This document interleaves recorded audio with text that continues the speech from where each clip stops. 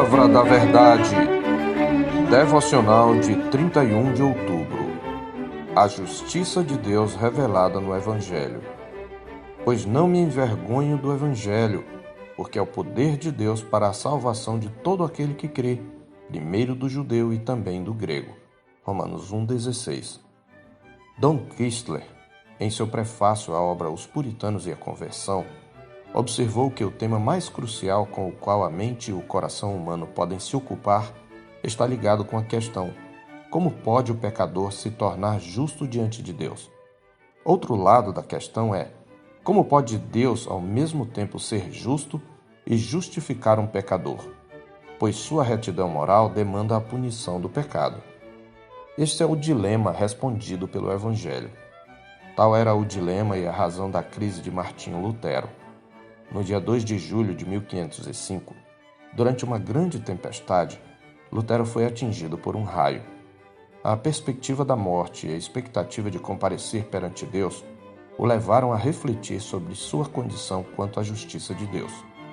Lutero clamou a Santa Ana, a padroeira dos mineiros, a quem fez uma promessa de se tornar um monge caso sobrevivesse, o que não tardou a cumprir. Tornou-se um monge agostiniano. Com seu ingresso na vida religiosa, Lutero buscou alcançar o padrão de justiça que lhe possibilitasse ser aceito por Deus. Era um monge obediente, orava até 6 horas por dia, jejuava e praticava autorreflexão, mortificação e confissão. Ordenado sacerdote em 1507, dedicou-se aos estudos teológicos e ao ensino. Em 1512, ele concluiu o doutorado em teologia e se tornou professor na Universidade de Wittenberg. Sua maior preocupação, no entanto, era: o que devo fazer para ser aprovado por Deus? No entanto, nenhum dos rituais ou regras estipulados pela igreja que praticava lhe davam a sensação de tal aceitação, ainda que lesse fervorosamente a Escritura. Mas foi na Escritura que Lutero descobriu que a justiça de Deus era um dom gratuito. O texto que mudou sua perspectiva da justiça de Deus foi Romanos 1,17. Visto que a justiça de Deus se revela no Evangelho de fé em fé, como está escrito: o justo viverá por fé. Foi então que ele entendeu que a única base de aceitação dos pecadores por Deus é a obra redentora de Jesus Cristo, que levou os pecados do seu povo como seu substituto, adquirindo a justiça perfeita como fruto de sua vida, morte e ressurreição. Lutero entendeu igualmente que a única maneira de receber os benefícios dessa obra redentora de Cristo era a fé em seu sacrifício vicário. Ele começou a expor então a Epístola aos Romanos na paróquia de Wittenberg, que tinha a seu cargo.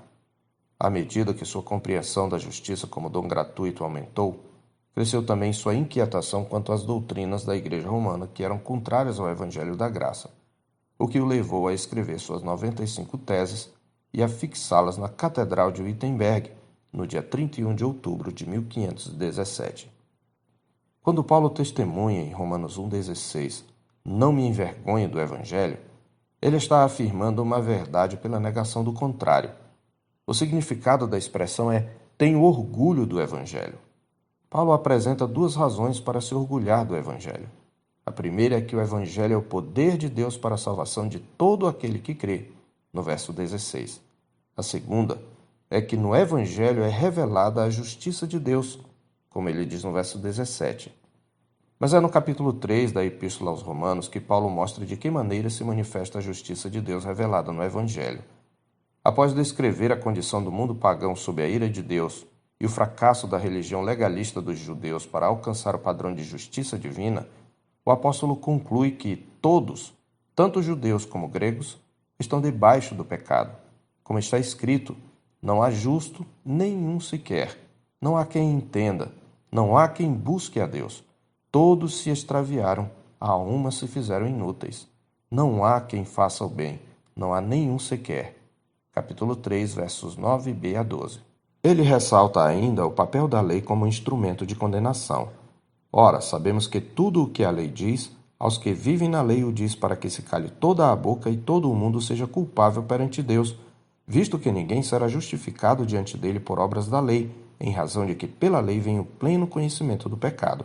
Versos 19 e 20. Mas esta má notícia é apenas o prelúdio para a boa notícia.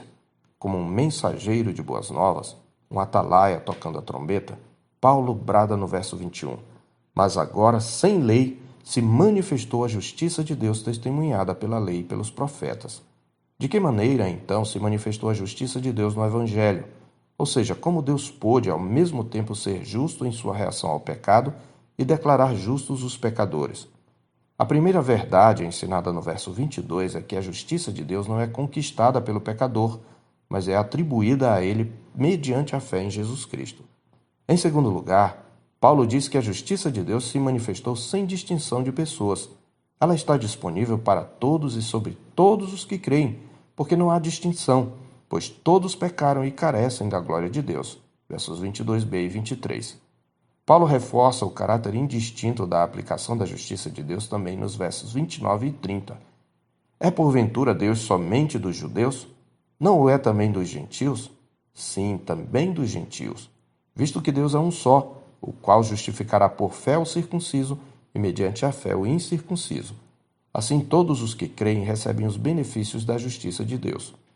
Em terceiro lugar, Paulo enfatiza que a justiça de Deus é atribuída ao pecador gratuitamente. Observe a redundância proposital a ressaltar o caráter da justiça como um dom gratuito no verso 24, sendo justificados gratuitamente por sua graça. Portanto, a justiça é um presente de Deus, um presente imerecido. Devemos notar também que o conceito de justiça no texto refere-se a um ato declaratório, uma decisão judicial favorável ao réu. Deus declara ao pecador: a justiça que você não alcançou já foi cumprida. Mas como? Pergunta o réu boquiaberto. Paulo explica nos versos 24b e 25, trazendo uma quarta verdade, a de que a justiça de Deus foi satisfeita na morte de Cristo. É isto que significa a expressão mediante a redenção que há em Cristo Jesus. A morte de Jesus, subentendida na menção ao sangue, foi o preço do nosso resgate ou redenção, o instrumento de soltura do escravo. Sim, aqui temos a figura da compra de um escravo, seguida da doação gratuita de sua alforria. Para nós foi gratuita, mas para Deus custou a vida de seu próprio filho. Sangue também aponta para uma morte violenta. O sacrifício de Cristo satisfez a justiça de Deus e trouxe a reconciliação do pecador com o seu Criador. Este é o sentido de propiciação.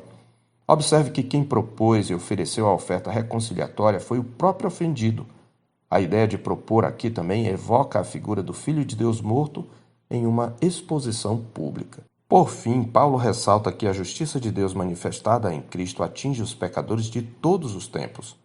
Antes da morte sacrificial de Cristo, Deus, na sua tolerância, deixou impunes os pecados anteriormente cometidos, até a manifestação da sua justiça no tempo presente, isto é, na morte de Cristo, quando aqueles pecados cometidos sob a velha aliança fossem expiados.